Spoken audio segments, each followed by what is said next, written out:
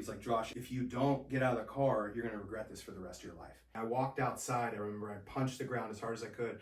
And I was like, this isn't real. So I was 21 and I had just lost both my parents. He went upstairs and came back and pulled a gun, and he ended up taking his life in front of me and the other 2 girls that were there.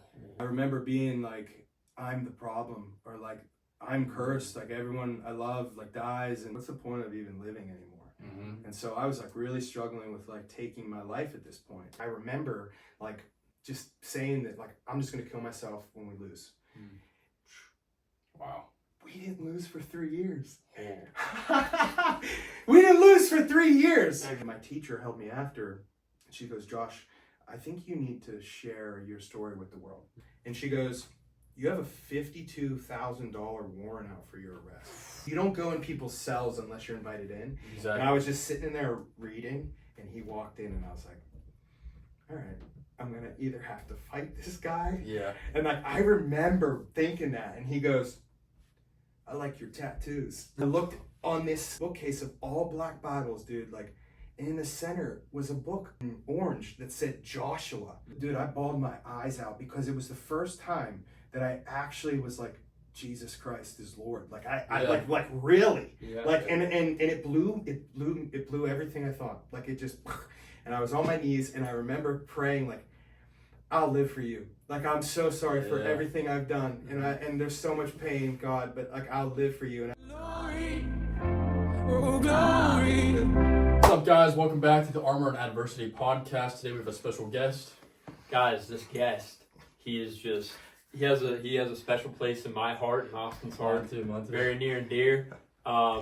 This guy has dedicated almost like the last decade to just helping others, bro. So selfless. Josh Horner. Let's go, baby. Let's go. Thank you, guys. Let's go. All right, let's go. How you been, man? You good? I'm good. Let's start the fire here. Yeah. Well, first off, I just want to thank you both for having me here.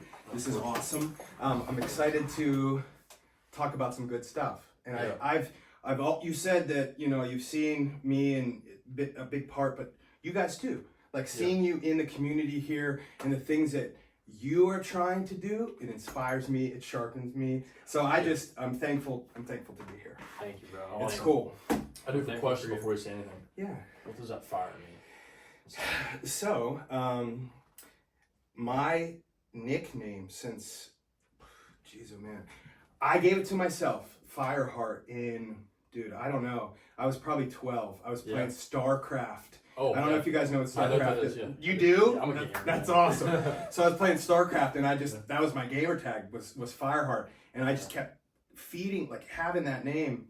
And when I started speaking, I don't know, like Joshua Fireheart came to me. Yeah. And so in my talks, one of the big things I talk about is like building your fire and like the gifts that you have. And like, I have a whole topic on it, on how to build a fire. You start small. That's like the habits you do every day. You keep feeding it, and if I don't pay attention to that fire, well, what happens? It goes out, or it can catch on to something else and go crazy and burn the town down. So it's like, it's a reminder to like keep your fire burning and hopefully like warm somebody else. You know, like inspire them, help them.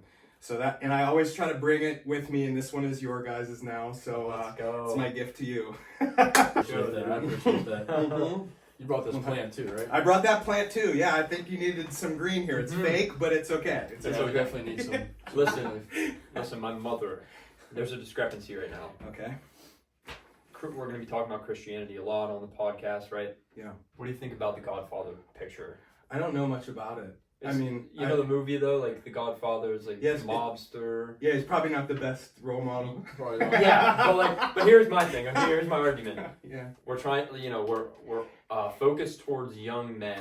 Yeah. Right. So it's like people see the Godfather, they're like, oh, dude, these guys are sweet. It's like that eye grabber, and then it's listen. But I don't. Maybe it will. Maybe it will transition into someone different. Should I take it down? I don't know. Should I take it down? I said I'm gonna ask Josh if I should take it down. If he says yes, then I'll take it down. Lord have mercy. So I'll say this, and you make the decision. Okay. So any bit of glorification to things that we wouldn't do in our everyday life. Yeah. You know, I don't know how much we want to hang that on a wall. Yeah. Yeah. You know what I mean? And it's like, I get where you're coming from. Yeah. Because, dude, when I was younger, I had a Scarface with the gun. Yeah, bro. You know what I mean? Yeah. And it's like, that was cool to me because he was like, hard. He got things done, you know? Yeah. We can do that. Yeah. But we don't have to kill people, Exactly. manipulate people, use drugs. Like, you Yeah, know what I yeah, mean? yeah, Like, 100%. so that's all I'll say, man. I ain't gonna shit on you in your place. So. All right. Yeah. I want to get a picture of Jesus or something. Yeah. That's what I want. That'd be sick. So here, keep this in mind. I wish I do have my phone, but my sister paints Jesus. Like, let me show you. She did this one for my buddy. Yeah. And dude, he got it painted like, oh man, it's like 10 years ago now. And everywhere he goes, like he puts it on the wall. So it's like multicolored. Wow, And so something like that might be cool. Let me Yeah. know. She's available. Ab, I'm hooking you up here. Okay. So, All right. Viewers who don't know your story, give us a rundown of Yeah. your life, bro, of your story. whatever you're ready to. Yeah. Oh, dude. Sure good, Well, bro. how long do we have? Lord have However long mercy. you want. However long you want. Well, okay. So, maybe let's start with what I do now. Okay. So we get to. So I, those of you who don't know that I would say, I guess it's like motivational speaking, but I like to think more of it as like storytelling to inspire. Yeah, like that. and to inspire people to be the best version of themselves, but also like handle mental health stuff or tragedy and trauma, or like to in a lot of ways to stay here, to not take their life. Like I do a lot of suicide prevention talks, and it's been molding, you know, suicide prevention, but also like how to just be successful in mental health, how to be successful in life, your habits, things like that. Yeah. And it took me a long time to get there. Yeah. And it was prompted by the things of my life. So when I was I went to Wimber High School. You guys, did you both go to Richland? Yeah. Yeah. Did what both same grade or 2020, 2021. Yeah. When did you graduate? 2006? Yeah. So I'm just a little older than you. Just a tad. Just a tad. Yeah, Lord have mercy. But yeah, so okay, so we were right down the road, and I loved Wimber. It was such a good place to grow up. I played football there, and you know, being from Wimber and playing football, like football was everything. And like growing up, Lord have mercy. I wish I fell into that kind of lifestyle where, you know, I'm an athlete, I'm and instead of, you know, staying humble, like it was fed in a lot of ways in that area, and I understand it and I get it, but it's important that we remind young kids to be like honorable, work hard, don't take advantage, don't think you're better, things like that. And so that's kind of like where I was at, and my dream was to go play college football. For sure, yeah. And I had the opportunity to go to Shippensburg University. Okay. And that's where I went, and it was so crazy because like you go from like a big fish in a small pond to like a small fish in a gigantic pond. There's sharks. With, like, dude, Sharks, with dudes who are 4 times your size, and oh my gosh, it was awesome. It was so scary for me. It was the first time I was like tested really. Yeah. And one of the things that's so cool, I remember the closer we got to the school, the more nervous I got, the more apprehensive I got, because I was like, oh man, this is real. Oh yeah. And we pulled into that parking lot. My dad was driving, my mom was in the passengers, and they parked the car, and I didn't want to get out. Yeah. Like I didn't want to get out, and but I was like not getting out of the car, and my dad's like, Josh, and my mom was like tearing up because, you know, she's letting her firstborn go, and my dad looked at me and was like, hey man, he didn't say hey man, but he was like, Josh, if you don't get out of the car, you're gonna regret this for the rest of your life. Oh, for sure. And dude, 100% he was right. Because made it through camp was one of the hardest but yet most fulfilling things as an 18-year-old kid. Like I was doing it. I made it, you know.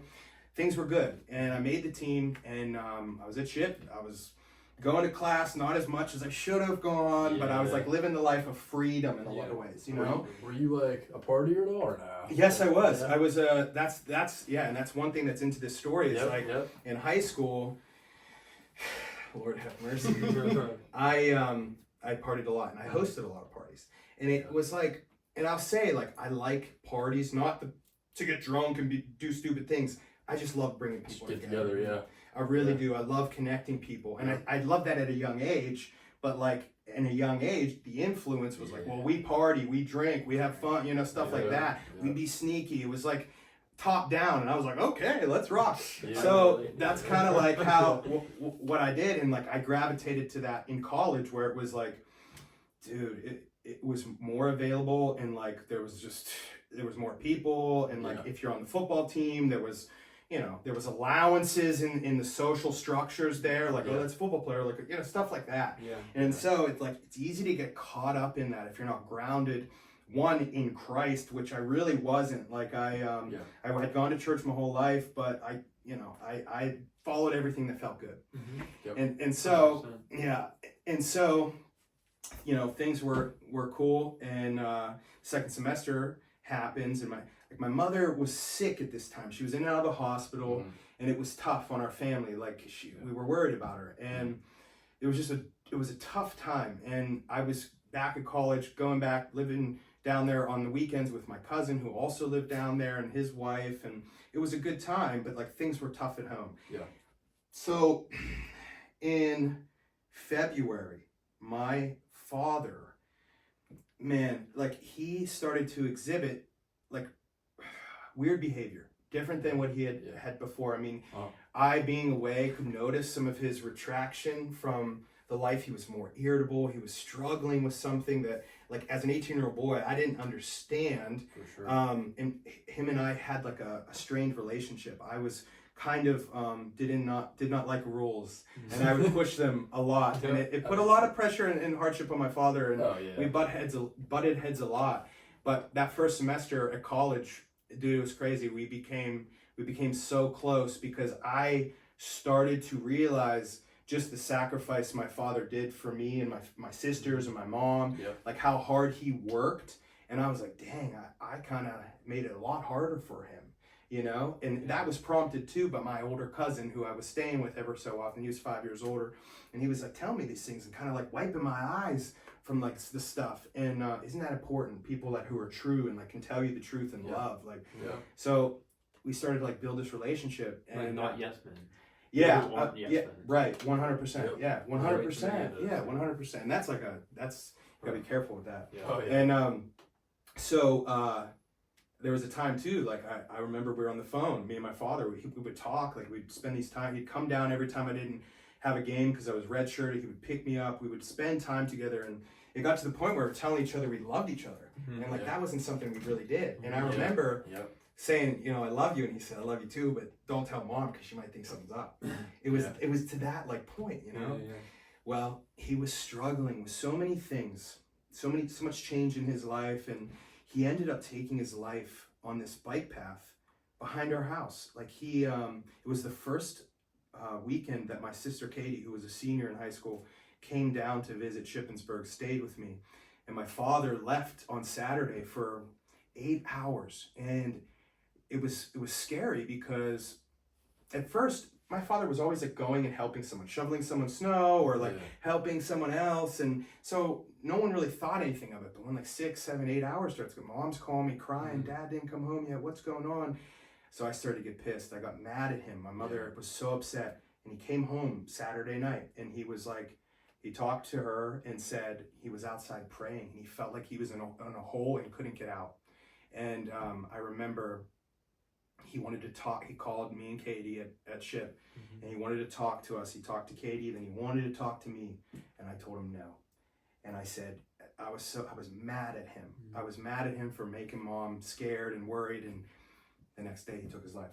And so that's what started this, like, crazy change in my life, because everything got super real, super fast.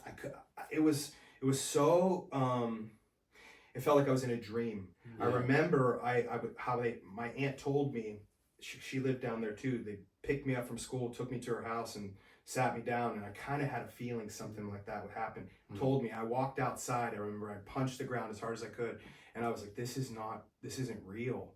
and Katie came, grabbed me, and it was just such a terrible, everything happened so fast, but it felt like slow motion. And then we had to drive 2 hours back to Wimber. All these texts start pouring in. We get to the house, there's just people everywhere. My mother is crying on the couch. Like, it was so intense.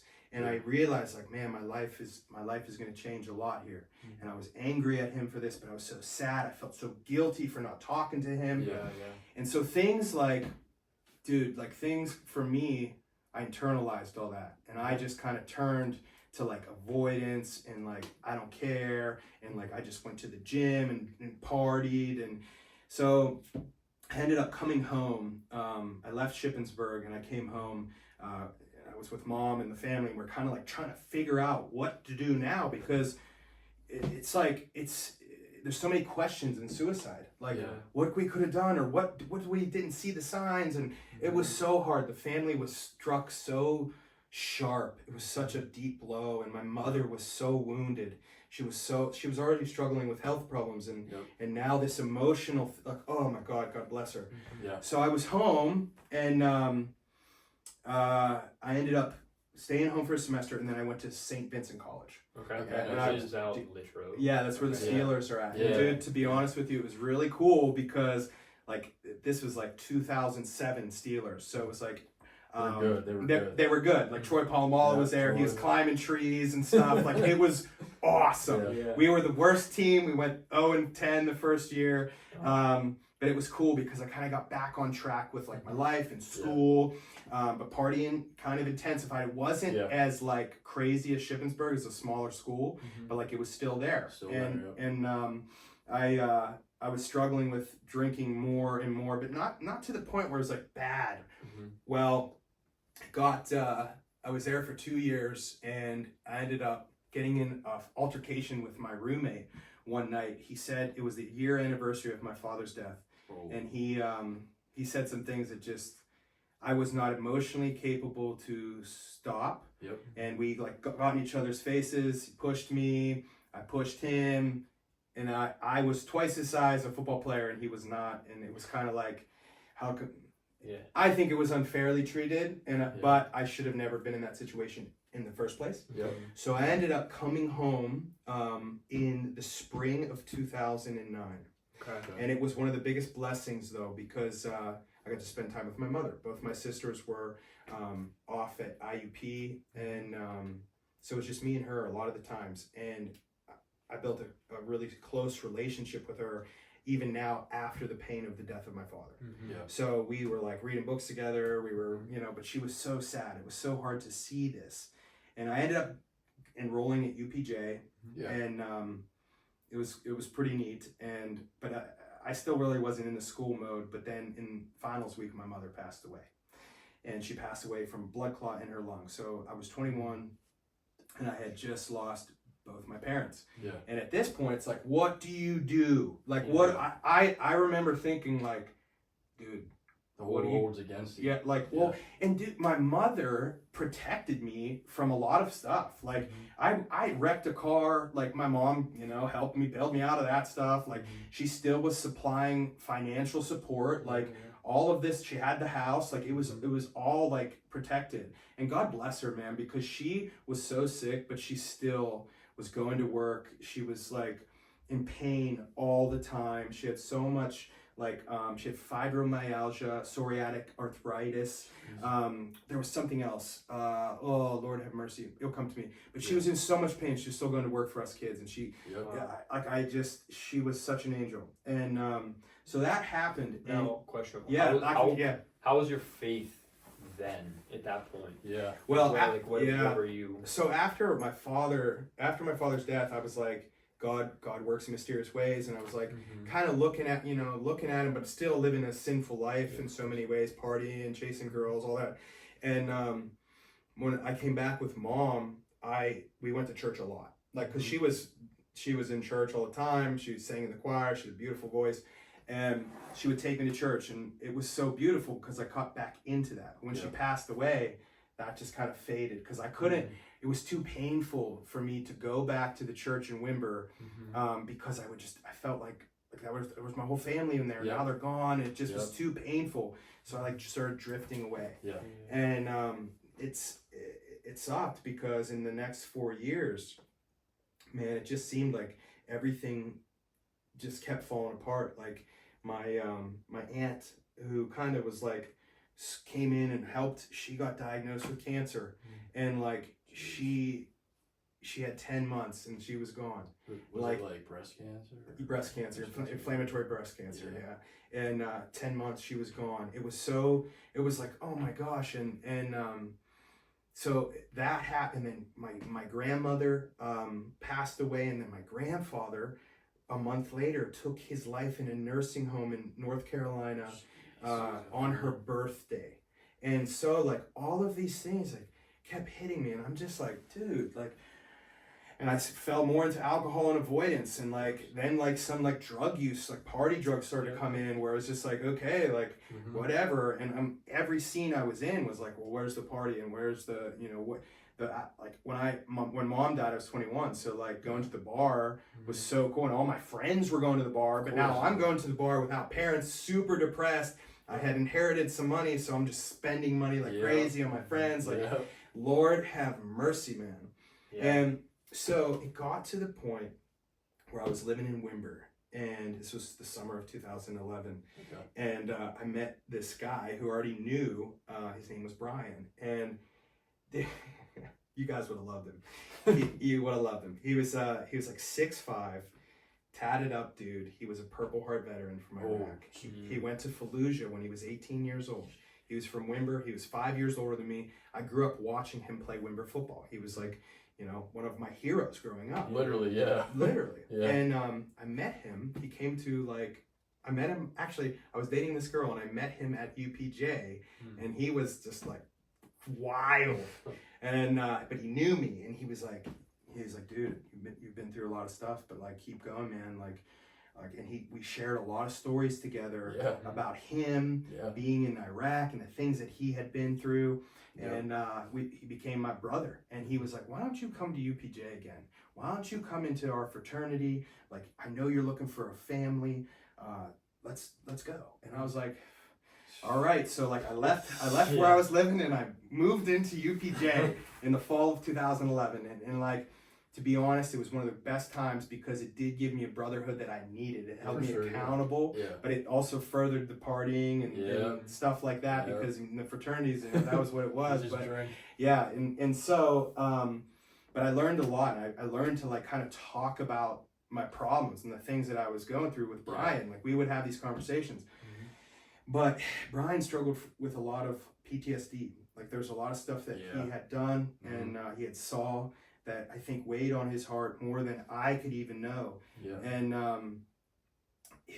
there was multiple times where he threatened to take his life, and you know, you don't know if people are serious or not. Like sometimes when they're drinking, and he said these things multiple times, and then next day he'd be like, hey, I'm all good, I was just drunk. Like it's you know, and so it's like, wow, like I don't know what to think. And so anyway, he had a graduation party spring of 2012, and we were drinking, playing beer pong, but it wasn't like we were getting drunk. It was just like a, hey, you graduated kind of thing. And he something really triggered him, and he went upstairs and came back and pulled a gun, and he ended up taking his life in front of me and the other two girls that were there.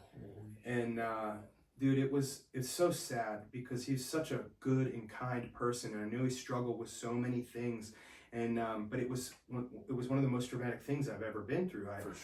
I had to step over my best friend's body. Like I still, for the longest time, I had a lot of nightmares about that, and like I wish I could have said something, but I was afraid. Like he had the gun out, and I was afraid. I remember like praying, saying like, please don't let it hurt. Like I remember that. And I was like worried about the girl, like there was the two girls there. It was a very scary moment, because Brian was a big dude, and he had a switch that he could turn on, and like you know what I mean? And so after that was June 4th, 2012.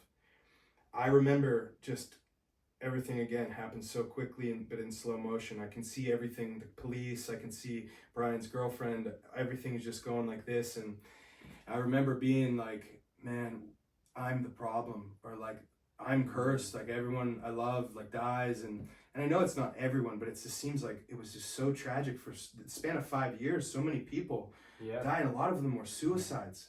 And so I was sitting on I remember sitting on my sister's couch, and I just thought like, geez, man, like what's the point? What's the point of even living anymore?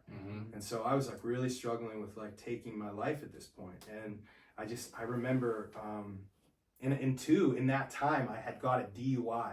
I had got a DUI, wrecked my car. Like it was so bad, and I didn't have the support of my family now. And so like financial struggle started to come into my life, like paying these fines, and like now I totaled my car. Now I don't have a car. Like it was so bad. And my family, who was still alive, you know, they see me like blowing up my life, and they're kind of like stepping away, you know. And so now I didn't have that, and like I felt so alone. But I was always the life of the party, telling everyone everything's fine and like stuff like that. And it got to the point, you know, where I was very suicidal. But I told this story today. But I went back to UPJ. I was like, at least I can go to UPJ and just kind of try to figure that out. At least do that. And like have the gym. Like the gym was such a big part of my life and sports. Like the gym, and I wasn't playing any sports this time. I played a lot of like semi-pro around here for many years. I retired at 33, which was cool. Didn't you play rugby? That's what I'm about to tell you. I was gonna say, I knew you played. And rugby. I know I'm taking all the talking here. No, we're listening. We're listening. Yeah, we need to. Yeah, I mean, your story's so impactful. So, I mean, so there was you know, I was just kind of getting by, and like my life was on fire. I was avoiding so many things, bills. I was just like, oh man. And it got to the point where I was homeless, living illegally at UPJ, because I had multiple times failed out, not because I couldn't do the work, but I just was so emotionally like messed up, and I was drinking all the time. Like I failed. And so I lost all my financial aid. They gave me chance after chance after chance, and like I lost it then. And I was like, dang. So I would live at UPJ, and I'd still like be like in class though. So I couldn't live, but I would be in class, which I rarely showed up. And I had been consistently being asked, hey man, come play rugby. And like I'm like, I don't know. And I ended up going to a match one Saturday, and I was like, dude, I love this. Dude, it's like it's cool. Well, and like cool. I've been a lineman my whole life, so I can score now. Brothers, it like lit something in me. So I'm like, okay. So I started talking to my gym friends at UPJ, because I had like a group of guys who would lift. I'm like, guys, we got to play rugby. And then we befriended this other kid named Giovanni, who was from Italy, who was a phenomenal rugby player. And then my buddy Joe Gongloff, who was a phenomenal rugby player. We started recruiting people. We started going down to the gym at UPJ and saying, hey, come to rugby, come to rugby. When we started, the team only had 9 players, okay? 15 fields a team, okay? So we were always like down, and they never won. When we started recruiting people, we went from like 9 players to like 26. Okay. I feel like rugby players, you have to be like over 200 pounds at least. You don't want to get killed. Nah, dude, it's a sport of avoidance. That's really what it is. It's contact, but you want to make space. Like that's the whole thing. And it's like you can only tackle from the shoulder to the knee, like, and you have to wrap. I didn't know that. Like I just come in, and I'd go to the penalty box, and the penalty box was like 10 minutes, and they're 40-minute halves. So like it's crucial you don't get a penalty. You know, then you're down a player. So it was an 80-minute game. Yeah. Oh my God, dude, it was awesome. Like it was awesome. Yeah. So anyway, the 20 players. You said about getting 26 players. So now we're at 26 players. We start having practice. We start actually like taking it serious. And then we started to get like funding from the school, because we're actually like becoming serious. It wasn't just this drinking thing, because that's kind of what it was, Yeah. which was awesome, and I had a lot of fun in that. There was a lot of cool times. We had a lot of good parties. Okay, Yep. I love you all. Yeah, for sure. Farm mates, like that's what we were called. We were farm mates. Okay. But we started to win. Okay, Yeah. and I started to build friendships with these guys on the team. Yeah. And it was crazy though, because I was still suicidal. My life was on fire, and I remember like just saying that, like, I'm just going to kill myself when we lose. Wow. We didn't lose for 3 years. Oh. We didn't lose for 3 years. That's God. That's I God. know. That's God. Dude, I know. And I That's didn't God. know till I knew. But like Yeah. when you're in it, I'm just like, holy crap. Okay, well, Yeah. we keep winning, and like we keep getting better, and it's like, well, I didn't really want to die, so it's like I just got to be the best I can. So I stopped drinking every night of the week. Now I only drink on Saturdays, okay, or after the game. Progress. That's progress. Yes. Yeah. And I started to take care of myself. I started to actually go to class a little bit more, because if I want to play on the team, I have to go to class. And it was like relearning the discipline through being a part of a team, being accountable to people. And it got to the point where they voted me the team captain. Oh. So now I'm like the team captain, and I'm seeing my life develop, and I'm starting to take care of myself. I'm like, hey, like, you're here for a reason, man. Like, you can do this. And What year is this now? this is like 2015. Okay. So you're like, what, Okay. 23, 23? 23, 24. Yeah. Yeah, 25. Yeah. Okay. Because I was definitely older. 20. When did I turn 21? 2009. So I was like 25. Oh, wow. Around 24, 25. Okay. So I was older than all these people, but it was like I had a second chance to like kind of give this way. And it was so neat. And so that's what like saved me so many times. And it developed like this like fire in me to, okay, man, like you can take care of your life. You need to clean up a lot of the mess, but like rugby gave me purpose. So after that, I started to like be intentional with my life then. Like I saw alcohol was, the problem, and I started to try, work in school, and there was this one class, medical communications, with Susan Wyzorek, and you had to give a presentation at the end of the semester on a disease that was like in your family, or like you had some sort of relationship with or something. And I did depression and addiction, and I interviewed my friend who was struggling with heroin addiction and depression, and I told his story, but also integrated my story of like how depression was such a thing, and my parents. And at the end of this speech, which was supposed to be 7 minutes, but I went 20. Oh, If you can't tell, I can talk a little bit. That's why I love to just go. Yeah. Just go. So I look out in the classroom, and there's like kids crying, and people came up to me afterwards and were like, "Thank you so much for sharing your story." And I'm like, "Okay." And my teacher held me after. She goes, "Josh, I think you need to share your story with the world." Yeah. And I was like, "Really?" And she was like, "Yeah." And she had me come after hours to her office, and we recorded my entire story. It was 3.5 hours long. And she used it in her, I think her dissertation or something, to defend her thesis for her doctorate, because she was saying that communication and understanding people's stories can better diagnose, can better build a relationship, can better have like a healing presence. And I'm like, yeah, 100%. And I believe that. Stories are so important. It's like when you know where someone comes from or why they're kind of doing these things based off of this, it's like, wow, then I can have more empathy, I can have more understanding, I can place this in their path then, because I know, and so Susan really pushed me into sharing my story. And I was like, I don't know how to do that. And she was like, I think you just reach out to people who are teachers and see if you can go to school. And that's why I reached out to Doug Johnson at Richland. And because he was a fraternity brother in Delta Chi. And my first speech was at Richland High School in 17. I don't know which one it was. I think it was 17. Okay, 17. I knew it was one of them.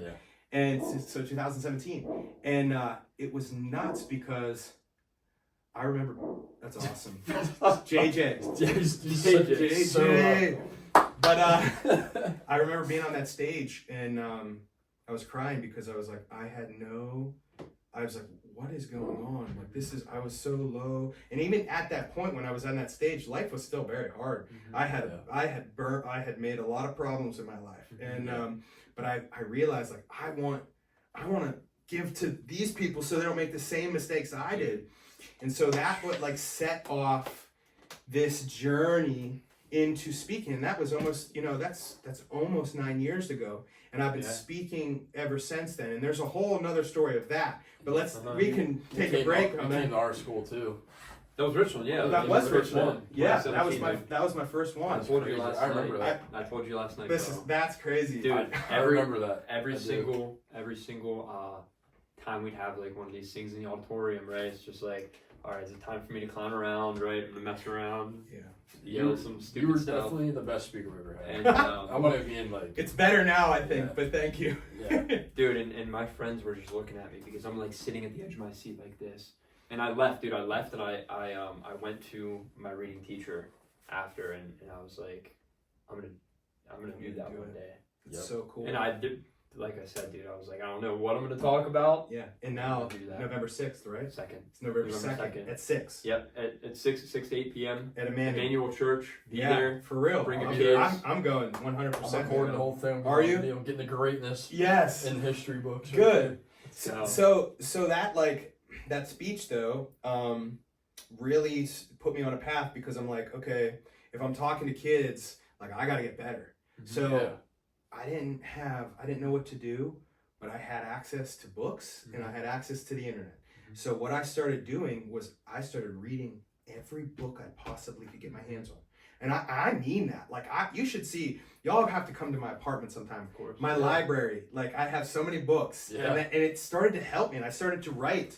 When I started to write, it was like 2013.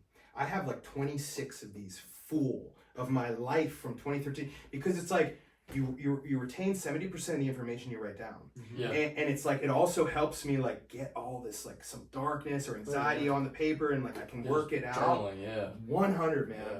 So I started really taking care of myself that way. And like after that, there was a time though, right after that speech in that summer, I ended up getting a second DUI. This is where I said about the book of Job. Yeah, yes, dude. And so it was like, it was crazy because that Italian dude, Giovanni, who was one of my best friends, rugby player, he was going to Maryland to take his test to become a doctor. And I was like, I'll drive you, And we should have just took the test and went home or went wherever, like to his host parents down along wherever they were at. But we decided to go to Ocean City and we'll just figure it out. I remember this. We'll just figure it out. Yeah, of course. And I ended up blacking out. Like I don't even remember. And I remember saying, I'll drive. And I made a left down a wrong lane and I got pulled over. And it was just like, oh my God. Because at that point in my life, I was doing so good. Like I wasn't drinking. I was on a good path. Like, and it just was like such a huge blow. And I remember feeling like, well, I'll just out of sight, out of mind it. Yeah. You can't do that. No. Like you can't do that. And like, so that was in the summer of 2015. Yeah. And I, for 4 years, I just ignored it, threw the papers away. I was like, let them come get me. And I kept getting letters that said, we took your license, you don't have a license. So I was starting to drive around without a license. Like my license was expired. So when was that from now, 2025, when you lost your license? So that was 2015 when I got the DUI. They took my license in like 2017. Okay, yeah. Okay, and so thank God too, like all those speeches, my sister drove me. Like, Really? yeah, she Yeah. was driving me. Like Abby, thank God, Abby's Yeah. awesome. Oh, And man. so I'm doing this, I'm getting better. I'm ignoring this. Well, I got pulled over. This was this was like, when was that? 2018? Yeah, 2018. And I got pulled over in the summer just for rolling through a stoplight. Ah, man. And the cop goes, you rolled through that, blah, blah, blah, blah, blah. And he's like, are you Josh Warner? And I'm like, yeah. He's like, you just gave a speech at Goodwill. And I was like, yeah. He's like, dude. At Goodwill? Yeah, Goodwill downtown, like they have like they help people who are struggling or like youth and stuff. Okay, So at this point I was speaking in high schools, but I was also speaking like interest groups and like support groups and stuff. Like I was really doing a lot, and I was working at Applebee's. I remember. I do remember that. I remember that. I was working at Applebee's. One of the most humbling experiences of my life. Dude. I love it. That's where I got teamwork makes the dream work, though. That was our slogan. Yeah. I have it in every speech. Teamwork makes the dream work. Applebee's I love is it. so good. Yeah, it is. I love Applebee's. Wonton tacos, bro. Oh But- yeah. So, I got pulled over, and then I didn't drive. I just was like, oh, I just won't drive. And then it got to the point where I'm like, dude, I need to take care of this. I'm telling you to be the best version of yourself, and I'm running away from this. Yeah. So I remember I was like, I gotta turn myself in. And I called, in 2017, I wrote a letter explaining why I didn't come in, okay? But he denied it and said, no, you gotta get your butt here. And I was like, I still avoided it for 2 years. Yeah. But then I turned myself in to Cumberland, Maryland police station because I was arrested in Maryland. Anywhere in Maryland, that's where I needed to go. Yeah. So that was the closest place. And I remember walking in. I was like, hey, I'm Josh Warner. I've been running away from a DUI for 4 years. He's like, oh, yeah, just wait right here. He was so kind. Then he comes out and he puts handcuffs on me. I'm like, yep. And he drives me to this other place. And I go in the basement.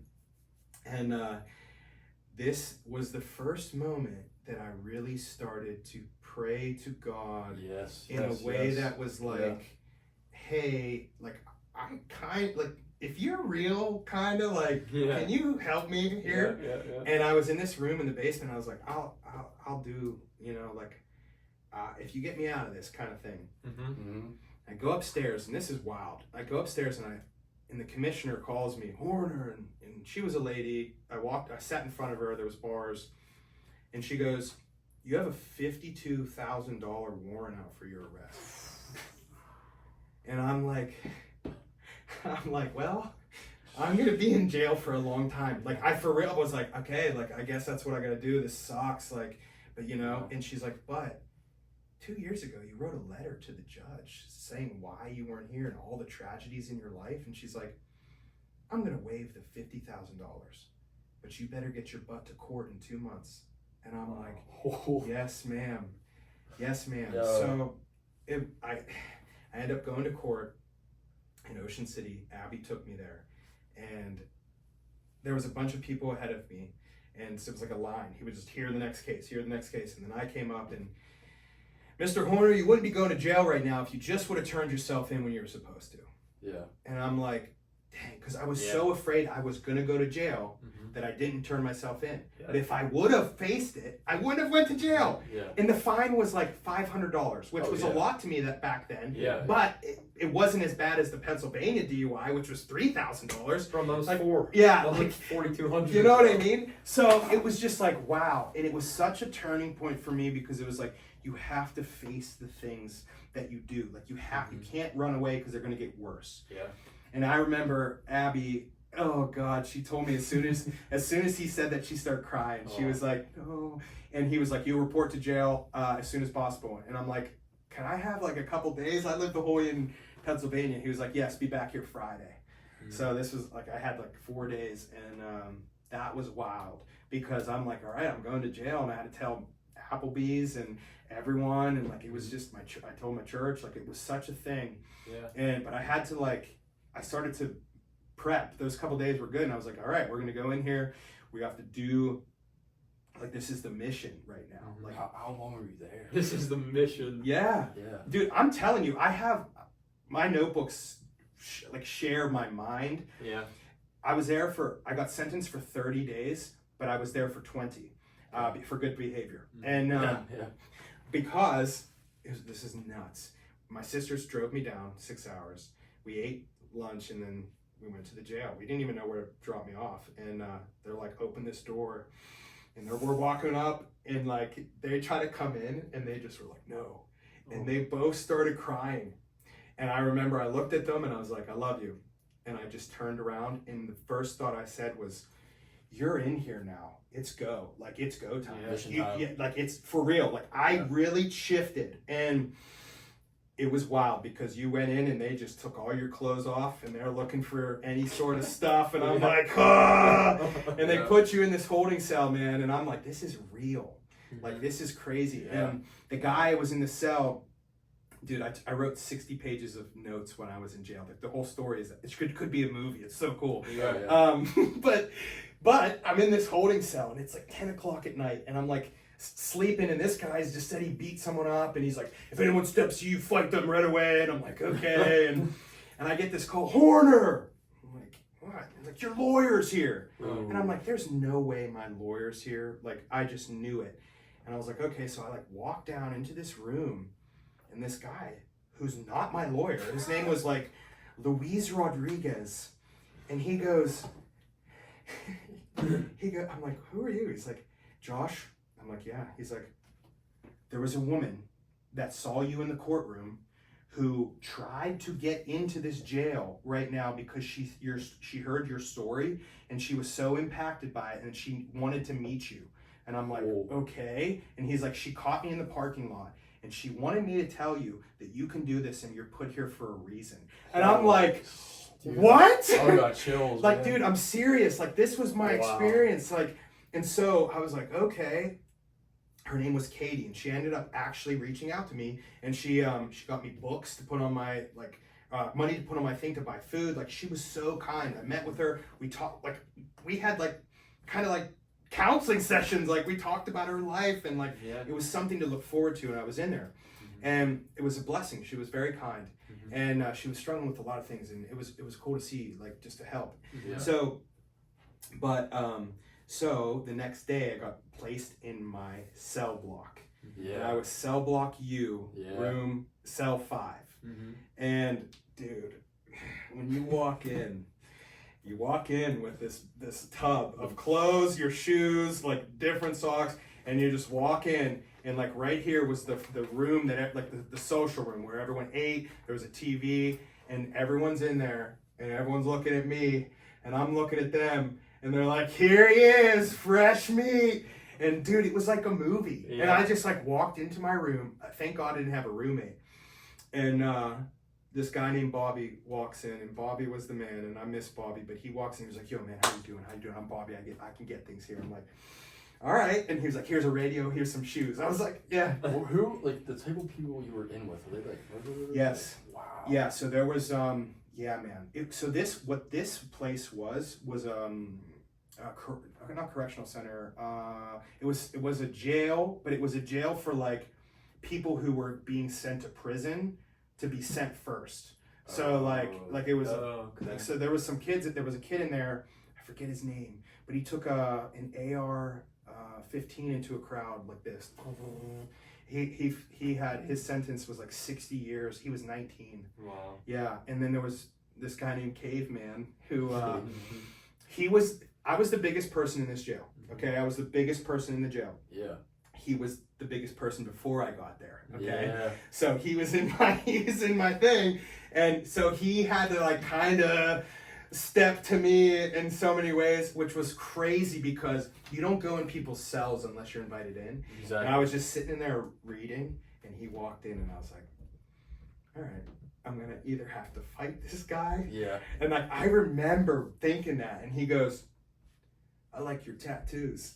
And I'm like, I like your tattoos. Yeah. And he had all these gang tattoos. And like he was a hard dude. He like robbed all these stores, and they caught him at the end, and he was facing I think 9 years. And so we ended up becoming buddies because he liked to work out and play basketball. So we would go play basketball together. And it was always him on one team and me on the other. And he was always like, whatever. But so it was an interesting time because I learned so much, and I tried to give so much. Like I just tried to learn people's stories and like be cool and like be like, hey guys, like let's get through this. Let's be a team. Like I really tried to be like the team captain of my cell block. Like because it was like, man, that's fun, and like let's try to make it okay. Like we played a lot of cards, which was neat, and but there was this one night that changed my life forever. Like Bobby was like, yo man, do you want to come to church? And I was like, what's church in jail? And he goes, well, it's just this guy who comes and talks. And I'm like, all right. And so we go, and it was this dude, and he was talking about how God changed his life, and he was like a pastor, and I'm just sitting there, and I'm thinking like, man, like, I've told this story so many times, but it still gets me. Like, it's so crazy. I was sitting there in a chair just like this, and I'm like, man, I'm going to say the prayer. Like, God wants me to say the prayer at the end of this. But I'm like, dude, I'm not going to take it. It has to be given to me. Like, I have any authority to make any deal with God. Like, you know? And so we're talking, and then Bobby goes, this dude's story's crazy. And I'm like, shut up, Bobby. Like, because I just wanted to do my time and get out. But it ended up everyone knew my story, and we were all like buds. Like, it's how it happened. But he says that, and I'm like, well, you know what I like about Christianity is because it's like it's true love. It's true love. It's not like that kind of fake gushy kind of love. It's like hard love. It's real love. It can be hurt, like, you know. And I was like, I think that's strong, and like, you know, it's beautiful. And I realized, like, when I shared my little thing, Caveman shared his thing, and then this guy shared his thing, and it was like, raise your hand to life. Like, when you raise your hand, others do the same. So that was cool. And then it came that again, you know, the ending comes, and like the guy's like, well, would anyone like to pray? And I'm like, oh man, here it is. And this kid named Will goes, all right, Josh, get it. And I'm like, no way. Will, it's so weird. Will was at Shippensburg a year before me. Whoa. Yeah, he was at Shippensburg a year before me. I didn't know him, but he knew all the coaches, so we had that connect. And like, he looked at me and was like, all right, Josh, get it. And I felt like I was in a football huddle again. And I just put everyone's hands up like this. And I was like, gentlemen, we're here for a reason. We have an opportunity to grow better. We have an opportunity to learn. We have an opportunity to strengthen each other. In Jesus' name, amen. And that was the first time I ever prayed out loud like that in a group ever. Was in jail. And I said, amen. Like, we broke. And I looked on this bookcase of all black Bibles, dude, like, and in the center was a book in orange that said Joshua. And it's like, dude, I'm not even fabricating any of this. Like, it's so bizarre, it's so divine. Like, and it was like he was playing on my pride. Like, of course I want to read a book that says Joshua. And so I go over and I get it, and I'm like, hey, can I take this book? And he was like, you can take anything you want to read. And I went back to my room that night, and I started opening this book, and it was a book called Joshua by Joseph Garzoni, who was a Catholic priest who wrote a children's book about Jesus coming back in the 1990s to a place much like Wimber, where I grew up. Okay, so it was so nuts, and that Jesus was Joshua. And so it wasn't the Bible. No. Okay. It was his name. This character's name was Joshua, who was Jesus in this story, and it showed Jesus in a way that, like, dude, I finally got it. Like, I saw him. I was like, oh my God, and it showed me like how to be strong, but also kind and patient, but also like righteous. And I bawled my eyes out, because it was the first time that I actually was like, Jesus Christ is Lord. Like, I like really, like, and it blew everything I thought. Like, it just, and I was on my knees, and I remember praying like, I'll live for you. Like, I'm so sorry for everything I've done, and there's so much pain, God, but like, I'll live for you. And I got up, and I was like so excited, because I'm like, dude, everything's a mission. You can just feel it in your heart. Yes. But it was exciting, because now I'm living in this, like, whoa, like, God loves me. Like, I have an example, and Jesus is like, dude, I lost so much, but I gained so much more. Exactly. And like, so there was many other stories that we can go into another time in the jail, but when I got out, I just started running towards him. And I started to try to make amends with all the people I had hurt. Because in this time of partying and avoidance, man, I hurt a lot of people. I did a lot of things that were not good. Like, I got in fights, I wrecked cars, I put shame on my family's name. And I realized, like, okay, well, the best I'm sorry is changed behavior. Man, dude, like, actions speak louder. 100 actions complete that magic, man. They complete that prayer. They say the best way to spread the gospel is to act it out. Yeah. That's it, man. You know what I mean? So I want people to see Jesus through me, and not by just what I say, but who I am as a person. Yeah. Like what I do, like how I try to give more than I receive, and it puts a standard on you. It's a narrow path. It's tiring, but God is the Redeemer. God is the Sustainer. God gives you it. Yes. It's such a Yes. good thing. Yes. And so got out in 2019, and that's like I started to really like push into speaking, and then COVID hit, and it kind of changed everything. And I have realized in this journey inward too, like seeking Christ, but like also going in the last couple years of like realizing I have some things I need to heal from. Mm-hmm. You know, these traumas that I kind of just pushed away, Yeah. or like just like didn't, you know, this time, the things I've been through in the last couple months and years have shown me like, you got to go inward.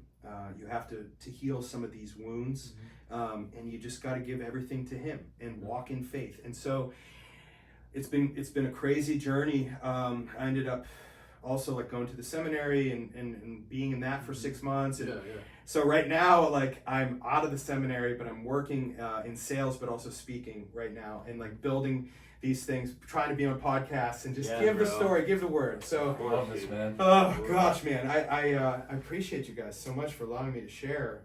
Of course. There's just, it's cool. Yeah. Yeah, and again, it's like all glory to Him. I mean, he I realized He was protecting me He was guiding me before I didn't even knew. So, yeah, it's cool. Dude, wow, wild. Is there a certain book in the Bible that you find yourself going back to more than any other? Yeah, I have a guess. You have a guess? I have a guess. What is it? The Book of Joshua. No. No? No. It might Okay. it might be like, you know, you might think that. But to be honest, it's either for me the Psalms or Proverbs. And that's so funny because last night I was reading Proverbs, and I love Proverbs because here it is. It is a guidebook. Like the Bible is all like a guidebook, but there's different types of styles and writings. And what I like about Proverbs it's wisdom literature. So it is focused on getting to the immediate, like do this and stay away from this. And like I like that. I like the Gospels 100% and parables and things like that. But Proverbs is direct, and it's like it focuses on obtaining wisdom, and wisdom is the beautiful thing that so many people, it calls to them, but they look other ways. They go to other things like distractions in the world or self-pleasure and et cetera, et cetera, et cetera. And I believe, you know, this is such a good book for young men because it says like right here, this is nuts, man. The fear of the Lord is the beginning of knowledge. Have you guys heard this before? So it's like, and it's not fear in the sense of like, I'm scared of Him. It's like, I honor Him, I respect Him, I love Him. It's like you would fear your father if you would mess up. You know what I mean? Exactly, And it's like, if you can kind of like digest it like that, man, I'm telling you, the Proverbs has like helped me. And it says, don't be drunk. It says, be wary of the seductress woman. How many times, you know, like have me gone down a road where I shouldn't have gone? And it says here, it's like, she has her feet in hell and she'll drag you to it. So it's like, Lord have mercy, man. We have to be careful. And so this book for me is such a guide to what to do and what not to do. And there was a time too when I didn't know where to start. Like, man, when I really accepted Jesus into my life, it was 2019, and like I didn't know where to start. Like, you know, like where do I go? Like this thing is huge. And I started in Psalms too. Like I started reading 3 Psalms a day. And what it did, it's a beautiful thing because it's like David is praising the Lord and thanking Him so much for the things He's done, but he's also lamenting that like the things He's done, like the bad things He's done or the things He's lost. And it's like it has forgiveness, it has thanksgiving, it has you are the strength of my life, and so it's like whoa. So if we are looking at it like, okay, so he's a father that never gives up, that loves us to the extent of more than we can ever comprehend. Yeah. And he is with us, bro. Like, it's all here. It's Dude. so cool. It's the biggest level up you'll ever get. It really is if you open your heart to it. And that's sometimes hard too, because life is hard and Christians do get a bad name in some ways, especially with, you know. But yeah, that's where I would go. David, dude. King David King is David. dude. He's I man do, after God's own heart. I love him. Yeah, guys. So that was. See? Yes, See? it's a sign. It's a sign. It's a sign. Goodbye. Yeah, he's done. Lord have mercy. That's funny. Cool. Yeah. So if that Sorry, doesn't God. Alright, well, this just looks a lot more bare now, but hey. You need a cross. Oh, dude, like Yeah. a nice Yeah. size cross, yeah. Yeah. Maybe you know somebody that could hook you up. We'll see. So yeah, I mean, if that didn't spark something in you guys, I don't know what will. Just Oh, just dude. that short. That's definitely a shortened version, I'd say. There's a lot more. Yeah, there's Yeah. a lot more, but it's You should write a book. Well, dude, that's it's funny you say that because like I said, I have so many of these notebooks, and in my speeches, every like talking point. So like I'll have I have stay in it, which we haven't talked about that, but stay in it. Then I have build your fire, be a good wolf. Heard that one before. Yeah. So like these things like are all the chapters like in the book, like be a good wolf and what that means and how it was the story. So I need dude, I just need to do it. Yeah. And you're like the 70th person who said it. Yeah. Like, and I just need to do it. And yeah, thanks. This is my That's son. what I was thinking the whole time, yeah, dude. What keeps you level-headed? What keeps you focused on the mission right now? Like in this very moment, like what keeps you just laser focused? Well, so dude, it's been crazy. I've been better lately. This last year has been difficult. Because I was in the seminary. I was dating this girl that I thought I was going to marry, and yes, you've all been through. and it didn't work out. So it like it rocked me off like where I was going, and then I like left the seminary, and so like I was in a lot of unstable waters for a long time, and I was like beating myself up for the things I should have did or things I didn't do, and so what Paul. Huh? Sound like Paul in Romans. Yeah, 100%. Like, Lord have mercy. Why I do the things I don't want to do, and yeah. So one of the things now that has like helped me get back into this focus is my mornings. Like how important your morning is. Like, dude, I would for a long time I'd just be rolling out of bed and going straight to work and like being late or like getting an energy drink on the way, and it was just like kind of like it's not healthy at all. No. That's what I'm in right now. Yeah. That's what I'm in right now. Are you? Bro. Yeah. Yeah, So, it's rough, man. yeah, it is rough because this is like what I've been trying to adopt and grow in is like the morning is God's. If you get up and give it to God first, and you align yourself with Him in gratitude and thankfulness, and like you move your body, you breathe, you maybe eat a good breakfast, or you take time to slow down and put on the spiritual armor. Because the world, like as soon as we walk out that door, even if as soon as we wake up, thoughts, we have to fight. And if we wake up anxious and we're behind and we're eating whatever bad, we're like chinking our armor. Like we're not putting on the armor. Yeah, I mean, and we need armor, boys. Yeah, like the world is coming at you in this way. So like that's been something that has been vital for me is my mornings. But like, not every morning's perfect, but like breathing too, being present, or like reminding yourself like, hey, like right here is right now, and this is cool, isn't it? Yeah. Like we're here right now. We are. You know? You still do like the cold plunges? Yeah. I need to start doing that. Come, please. I went so I've been like in transit. Like I was living with my sister for 2 months when I found my apartment in Portage, which thank God bless. It looks so awesome. Dude, Zach, who I work for, is the man. He was such a good dude, good entrepreneurial guy. You met him. You should meet him too. I know Zach. You do know him? Okay, dude. He has been such a strong, supportive friend in my life, and Anyway, he helped me get that apartment. Yeah.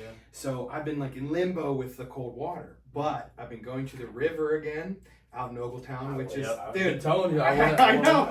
know. Well, I have a cool place. I've been building a cabin on an island out there. So On an island is crazy. yeah, dude. Living life. Yes, you'll have to come see it. And I started digging. Like I bought all these tools. Like it.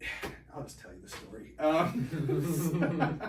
So my mom died November 19th. Okay. Yeah. So every November 19th, like I go out in the woods and like I'll pray and like I spend a lot of time just thinking about her and it's typically, you know, cold and snowy. And I went out to Ogletown on the Nordic Trail and I found this one pine tree, okay, beautiful pine tree. And it was on an island and like the water went around it like this. It was right in the center and I took Spirit and we went and had a fire out there and I just, you know, prayed and I started to go back to this place often, like go in the cold water, have a fire, because there was like a little pool there. And it was beautiful. I loved it. I called it my island. And I even put like a flag, like an American flag. And I started building. Sick. Yeah, it was it was neat. Yeah. And that summer I came out, beavers took over. They dammed right across the thing and like had water up to the tree. Like the trunk, my whole thing was gone. And I was so sad. And so this past summer, though, the Game Commission started destroying all their things because they were invasive. They were just like taking over. And so the island is back. And like it's been a blessing because these beavers have cut like 30 8-foot-long poles that I can just build a cabin with. Yeah. It's like perfect. Yeah, exactly. So that's what I've been doing. And I've been taking tools out there and like digging out the water so I can just walk right in and just sit like up to here and then have the fire when we go back up on the thing. Yeah. And so what I want to do is start taking people out there and like integrating them in like in their minds and in their hearts because it's like it's a spiritual journey for me. Like it's not just about the physical benefits, it's like the spiritual aspect of getting as present as you possibly can in that cold water In nature, bro. where you can Grounding. talk and, yes. Everything. So yeah, man, like we should definitely do that. I'm ready, man. The cold showers at my apartment aren't as cold yet. But I at the shop that I work at, that's where my cold tub is actually at. And my intention is to get all my guys I work with in the morning to jump in first before we go. Hey, let me know. We'll I'll see. show up. I'll do it. I need to. Yeah, that's been such a thing that really has helped me just be more present and calm down, and I need to get back into that. So what's up with you, man? What's up, Bryce? What's up? How you feeling? How you feeling? Good, dude. I'm here. Alright. Dude, I'm so tired. You're tired? What did you do today? Worked. Did you work? Yeah. What are you doing? Because I talked to Zach about you, and he was like, "What does he do?" And I was like, I don't know. He said he's in a corner in a building. Yeah. So what are you doing? So I work at Leonardo DRS. Oh, okay. Which is on Airport Road. Yeah. And like they have like government contracts and stuff, and I work in the cable fiber optics department. Whoa. So I'm working with like tiny 2 millimeter fiberglass, and it's like there's a wire around the fiberglass. Yeah. You gotta strip it and do all these things. Oh, Dude, it's wow. so intricate. Yeah. And then they get placed into these cabinets, like these big 7-foot tall cabinets. The cables go into them, and then something else goes into the cabinet, and then they get put onto a submarine. Whoa. That's Navy, crazy, like dude. a Navy submarine. Yeah. Wow. Yeah, and it's just it's like mindless work. Yeah. You know what I mean? So I'm just sitting there all day, and it's the same exact thing every day. Do you get to listen to anything? I do. I get to listen to my like Christian podcasts or cool. church sermons. I read audiobooks. That's You know what I mean? good. So I think that's why God placed me there, right? Yeah. I applied at 30 places, and for 4 months I didn't get a call back from anyone, and then in a week I got 3 calls. Yeah. It was Pepsi, and then it was Verizon, and then it was DRS. And Pepsi, I even had an interview and I got hired, and the guy was like, "You're gonna work 6 12-hour shifts a week, dude." Lord have mercy. And with the baby and my relationship with God, prioritizing those 2 things, I was like, I can't, Right. I can't do that. And God was just like, yeah, the money would be great, but Yeah. everything else would take a plummet. And Verizon had an interview, got hired there. But the day after the interview, I got called by DRS, and they were like, blah, blah, blah, had an interview, killed it, you know? And I was like, I don't know why, but God was like, this is the one. Cool. So I picked it, and I think that's why, though, because I'm still able to renew my mind every day and just learn, dude. Yeah. How long have you been there? I've been there for 2 months. Yeah, it's been 2 months. Yeah, dude, it's a thing. Dude, my big thing right now is like having spiritual endurance. Yeah. Bro, it's like it's only like on my mind all day. It's like, Father, like give me the like strength to endure. You know what I mean? Yep. And, it's like real, bro. It is. Because I wake up, I go straight, like I go to work 5 a.m., 5:30, and then I get off work at 3:30, go straight out to Emily's with the baby, and I'm there till like 10 p.m. sometimes, come home, shower, pack my lunch for the next day, then I get to spend time with God. Yeah. And dude, like now, like since I've like actually submitted my life to God, I really am intentional about prayer. Yeah. So like my prayer will take like an hour. Yeah. You know what I mean? And so my mom's like, why aren't you getting sleep? It's like I can't. No. I gotta pray. You know? Oh, that's so good to see. We're just in this like. You've grown so much, young Bryce. Thank you. You have, Yeah, like, dude. it's awesome. Young Padawan. Like, but dude, Yeah. like, so cool. Like, just keep on the path too, and like. I'm like you dude. I'm in my like my Abraham era. know. Like I'm just waiting. Like I Interesting. feel like I'm just waiting. Yes. You know, like Oh, with social God. media even. Wait Like on I'm you. waiting. Mhm. God's like, you still need to like, you need to get to another level with me. You need to learn Yeah. more. You need to like your all of your ego, your flesh has to be stripped completely before I can give you a platform. Because you like you were saying earlier when we were taking our break, like it can get to your head. You know what I mean? It can, man. So I think that's what his intention. You have to stay grounded, and it's Yeah. like you really, really, really, you're for the glory of God. It's for Yes. the glory of God. It's not the 100%. glory of Bryce. Oh. It's not the glory of Austin. It's not the glory of Josh. Exactly. You know what I mean? Yeah. It's for the glory of God. Yeah. No. I always told myself if I get filthy rich, I'm still gonna remain the same person, Yeah. keep the same heart, help people as much as Yes. I can. 100%. That's my mission too. Because we so in my Bible study we're in Solomon, and we're talking about how Solomon at first when he was young and he was like given the kingdom, he asked for wisdom to rule, and it was an Is this honorable in 2 thing. Samuel or is this in Kings?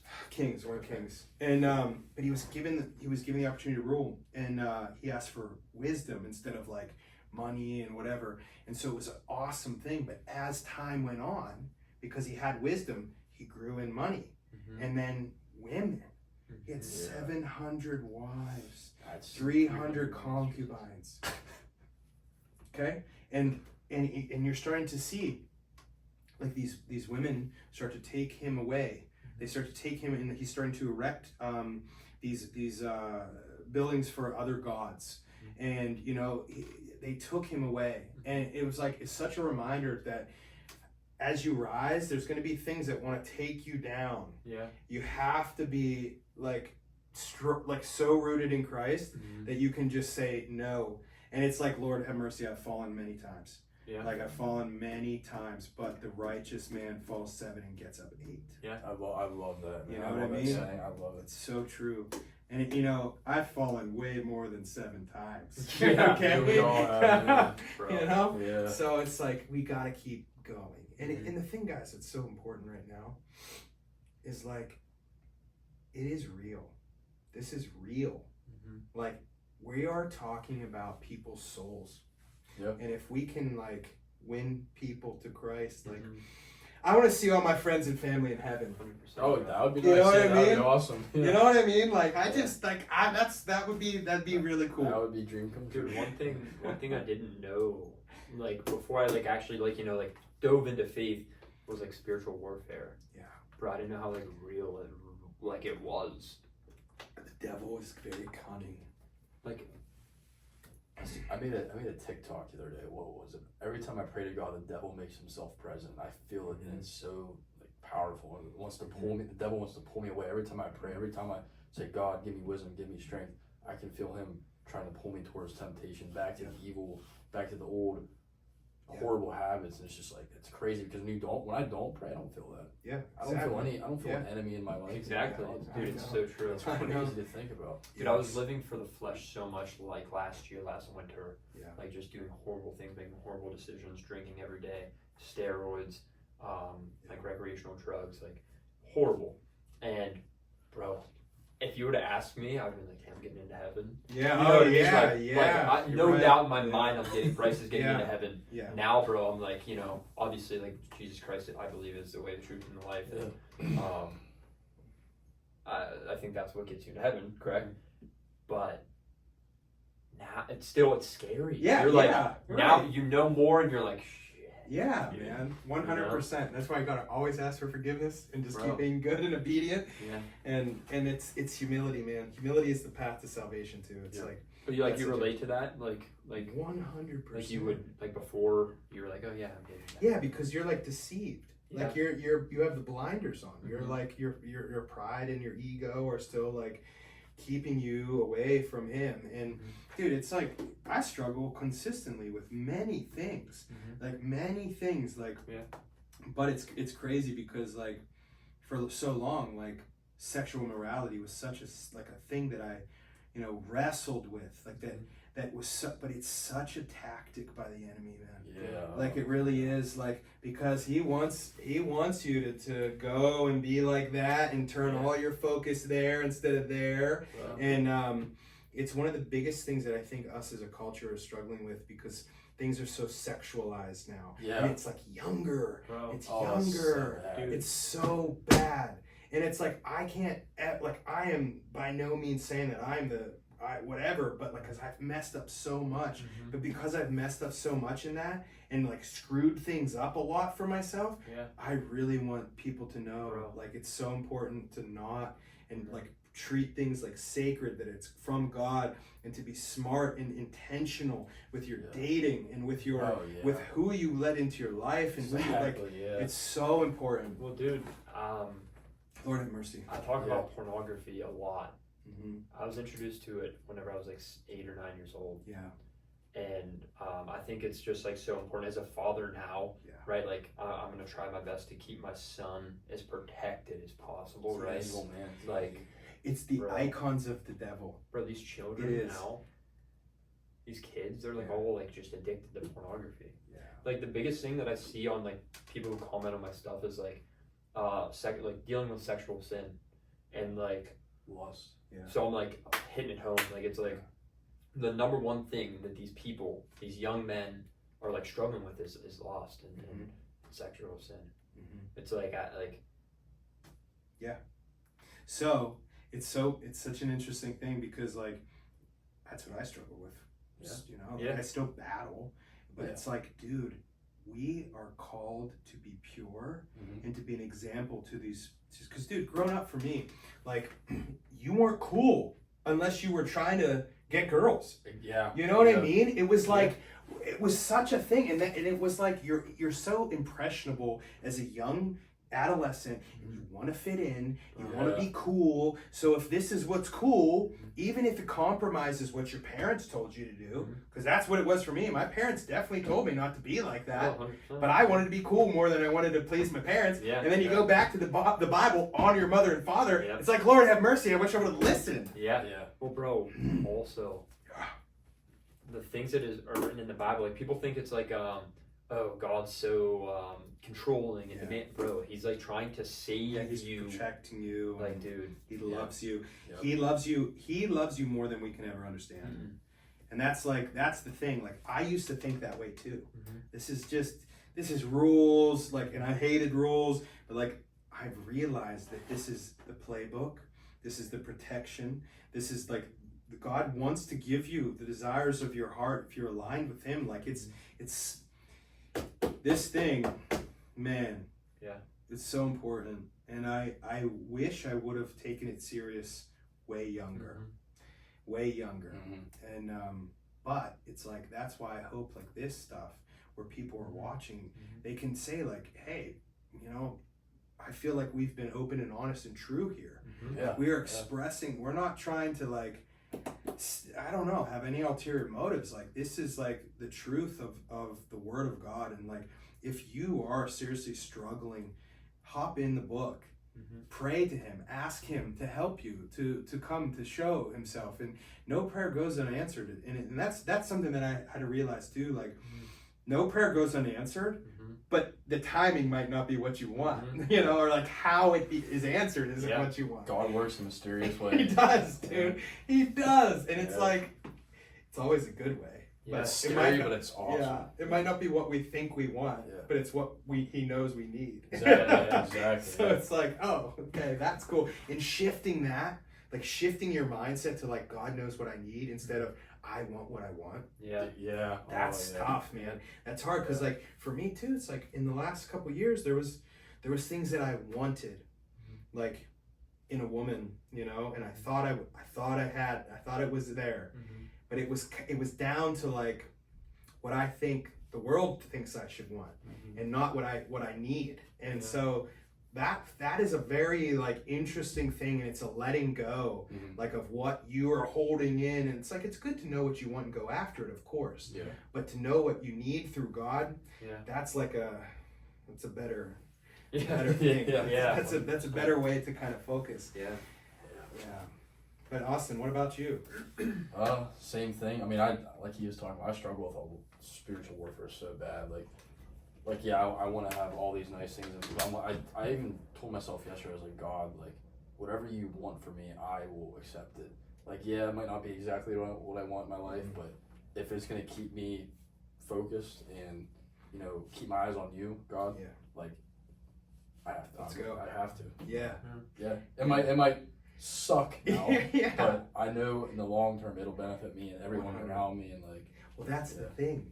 That's the thing. That is the beauty of really accepting Christ and accepting the path to Him, because it's not just about you. No. It's about everyone in proxy with you, like your friends, your brothers, your sisters, and your mothers. Man, like it's so important. It's like, okay, so I was very like, I don't want to say, maybe I was against Jesus and God for a while. I would claim that I was an atheist, and I would go to Bible studies to discredit people, man. I like educated myself on all this stuff, and like it was so crazy because jail rocked me, man, and Jesus showed Himself to me. I couldn't deny Him any longer. So it was such a radical shift in my life when I came back to that. And my buddy was telling me about it the other day. He's like, dude, you kind of came back, and now you're listening to Christian music, and now you're like posting about God, where it really wasn't like that. And it's like, if God can do that to you, which He can, that mission it's the best adventure you're ever going. Yeah. It really is. Even if it isn't exactly what you think it's supposed to be, like I said earlier, there's always a mission. Like right now, there's a mission to be present with both of you, to give my heart in ways that hopefully inspire and build, and same for you guys to me. It's like, that's fun, man. Yeah. Whatever that is, like let's do that. And if it's for Him, jeez, bro. But you might die for it. And that's something that's real too, because think about all the people who were martyred, bro. And they were, hey, if you deny your faith, you'll live. Are you willing to do that? You know what I mean? Yeah. And it's like, Lord, have mercy, because if you look at the world, things. Some things just happened recently too that aren't very good. Yeah, there's a lot of stuff that is like going on where you know, there's decisions to be made, and it's but it's also like, I see it like today, dude. I don't know if you guys saw the video I posted about that speech I was at today. Yeah, I saw it. On Facebook. Dude, oh my God. So it was so cool. Like when I start off the speeches, I do practices to get you present. Movement, breathing and gratitude. So I'll have them like, I had these kids, it was awesome. There's like 12 different schools there. Had them all get up and go to someone they never talked to before and shake their hand and say, I believe in you. Okay. That's cool though. Yeah, dude. Because awesome. I'm like, yo, if you're all this like this entrepreneurial thing, like sometime maybe in the next 5 years you might be working with this person, and there's something this person knows that you don't know, and there's something that he knows that you don't, or what, you know. And so I made them do that, and then they were like all going back to their own spaces, and I was like, no, everyone just come up and sit here in the front. So then they all came up and sat in the front, and I like finally put the mic down. So because I hate walking with mic, I just want to talk. Yeah. And then we did breathing, deep conscious breathing to reduce the amygdala, to slow the heart rate down, to be present. And after that, we're gonna practice gratitude. Yeah. And you know, it's hard to be sad or depressed if you're truly grateful for something. So we're going through, and people are saying their parents. I said I was thankful to be even speaking because there was a time that I didn't even think I was going to be here. And then this one kid goes, I'm thankful for my Lord and Savior Jesus Christ. Yeah. And like, and dude, he wasn't saying it to be like, look at me. He was saying it in truth, and in like bravery, because he said it really loud, and like it got quiet, and I looked around, and then this group of girls were like, yeah, and then everyone started clapping. Let's go. Dude, it was I had to take a moment, and I looked at that kid, and I was like, good job. Yeah, because he did that. Like, he witnessed for Christ, and he was proud and brave for him, and it like ignited everyone there, and it was like, it's powerful. It's happening. Like, it's happening. I think people are hungry for it. There's a revival going on right now, bro. Yeah, Gen Z. Man, there's a higher percentage going to church. Yeah. To me, there's a revival. It said since Charlie Kirk's death in September, in the month of September, 2.4 million Bibles were sold in the month of September. Let's go, dude. And like, the revival was already started; it was already happening. Yeah, and then it just multiplied. Yeah. So with that again, like, as people seek Him, so many fiery darts are going to be coming, and it's going to be more. So that's why it's important to stay true, to stay grounded, to be physically fit, to be mentally ready, to be emotionally strong for the things that are to come, because people are going to look to you. People already do. So it's like, gotta stay true, gotta stay in it, gotta stay good, you know. And the mission's important, guys. It's such a pleasure to sit here with both of you. This is real. Yeah. And I'm gonna keep saying it. This isn't just for this. Like, this is real. Yeah. Let's go. I'm so pumped up. I could be here all day, all night. So going off that, we can go around. We can all share. You keep talking about mission. If you had to summarize, I know we already kind of said all of it. If you had to summarize, what is your mission? Like, what is it? What is the mission that you keep just pounding at, you know? Honestly, my mission, I think I have one main mission, but I have many little side quests. Can we do something? Yeah, sure.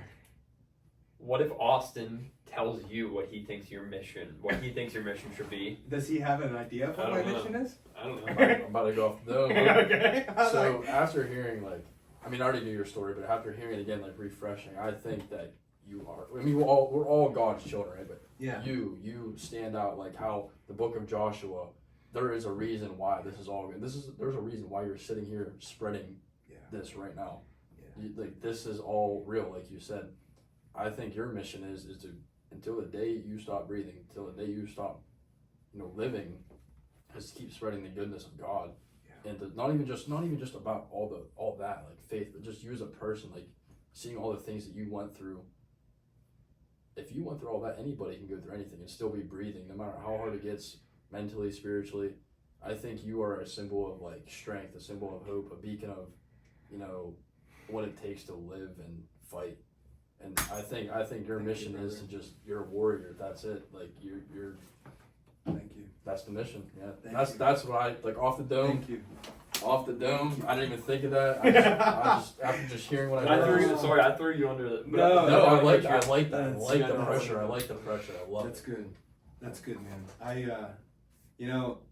When I started speaking, at first it was like, I want people to know my story. Yeah. You know, because that's what, dude, I had nothing to grasp onto. It was like, this was what I had, you know. But as it's grown, like all I really want is for people to see him through me. Yeah. That's it. Yeah. Man. Yeah. And like he'll do all the work, all the other stuff. Oh yeah. He'll do the healing, the motivating, the pushing. It's like, but I want people to see him through me. And if you at least like, what's this Jesus guy about? Plant the seed. Yeah. You know what I Just mean? Take a little dive. But I also want to like, you know, encourage people, like you said, to like stay here. Like I know how it feels to be like, dude, what's the point? Everything's gone left. Everyone's left me. She's left me. I lost this, you know? Yeah. Like why? And but dude, God still has a purpose for you. He still has a plan for you. He loves you. And like that's what I want people to know. And it's so fun because I say it's fun, like mission, like man, missions are cool. Like it's like we have a That's what I mission. said about your work. You guys go on these missions, side missions, and here and there. It's so true, Yeah, man. bro. It's so neat. Like, Now I have a question for you. okay. What do you think Bryce's mission is? What do you think? I think Bryce, it's so interesting because I already had this kind of a conversation about you today with Zach. Okay. Okay. And so I've known you for a while, and I believe, like, cause dude, I'm so proud of you. Like I really am. I'm so proud of you for like Thank you. leveling up. Cause remember the 2:30 in the morning, I get a call like about that night that you got into, you know, DUI. yeah, and Yeah. I remember that just in my kitchen, Yeah. like walking around talking to you. And how long ago was that? 2.5 years. 2.5 Wow, years. that's flying. Yeah.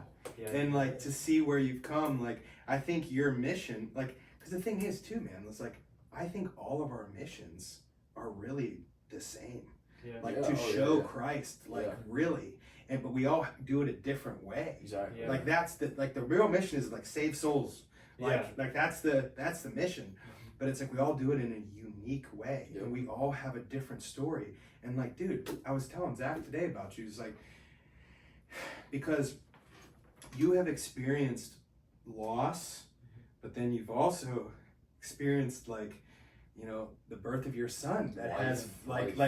has shifted you in ways that had to. And it's like those are important things. Those are important testimonies.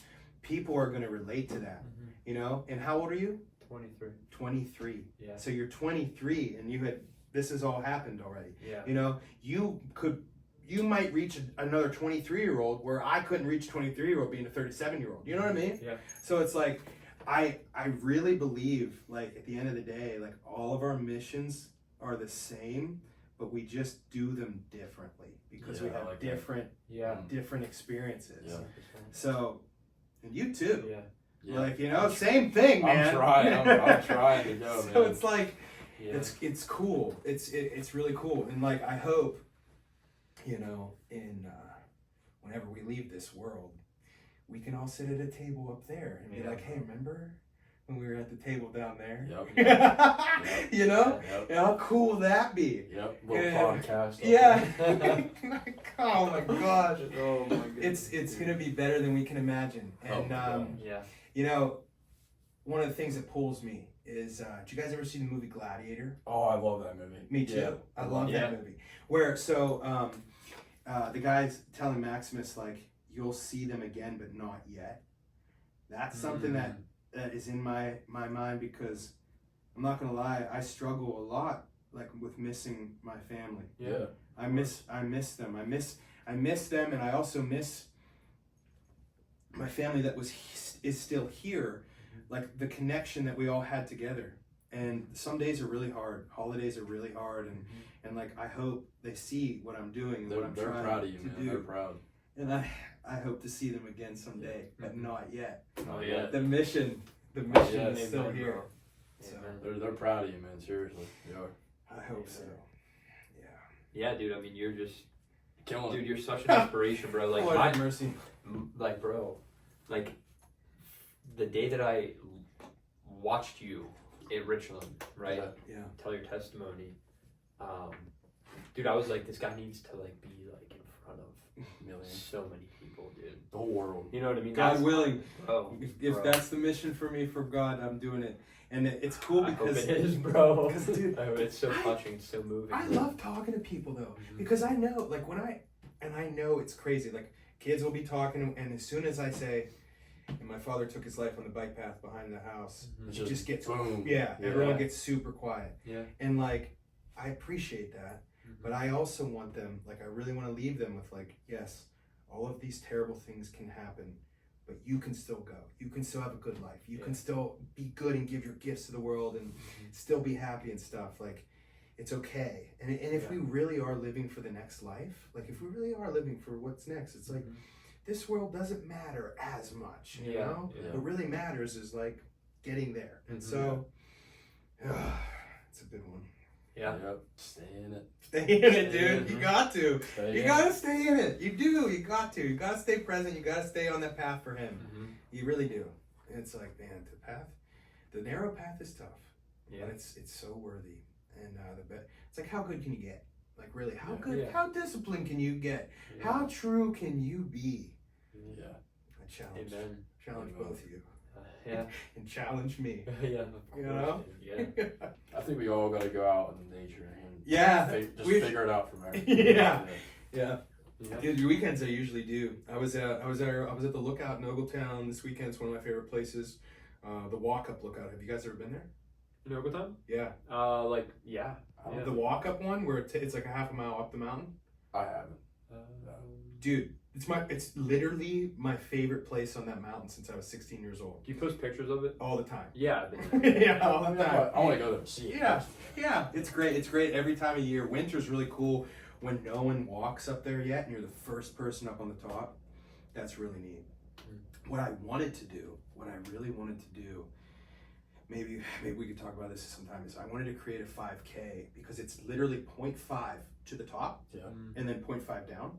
So I was like 3 up, and like at the top you have to hit like 15 push-ups on the thing or something. I'm in. But it would be so cool because it's there's not really a race like that anywhere, like Yeah. where it's like up, down, and it's like the parking lot, nature, you get to see that awesome view. Yeah. I was like kind of thinking about something like that.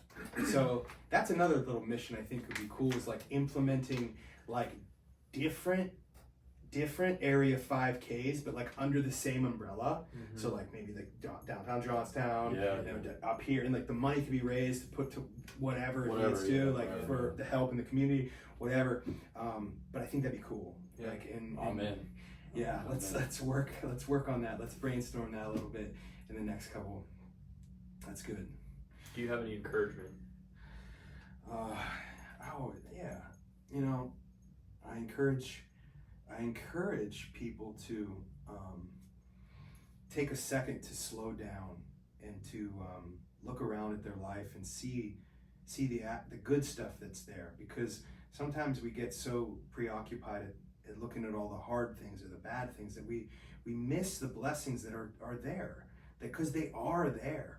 And if what we look at, we find. So if we're like looking at all the negative stuff, we're definitely going to find negative stuff. But if we're starting to look for like the good things, we start to find a little bit more. So I encourage people to like look for the good and to be grateful for what you have, and like work your butt off to do the things you kind of want to do. Yeah. You know, like work your butt, take the time, do the things, get up maybe a little bit earlier. Yeah. Read the Bible a little bit more. Be kinder to your sister. Like Yeah. things like that. Like be intentional.